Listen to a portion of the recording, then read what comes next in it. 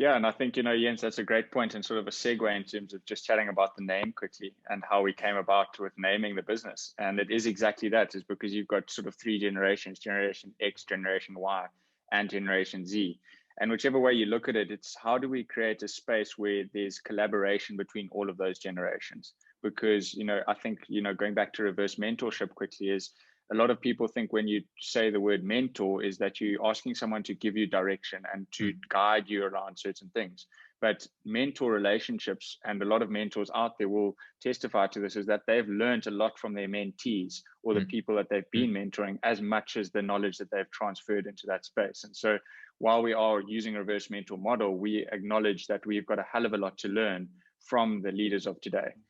Because then we can, learn from the leaders of today so that we can make better decisions going forward in the services that we're providing, but also in the world that we're looking to contribute and change, and things like that. And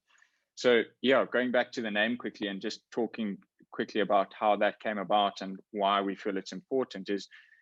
inside the name, you've got three generations. How do we create an environment where there's one collaboration,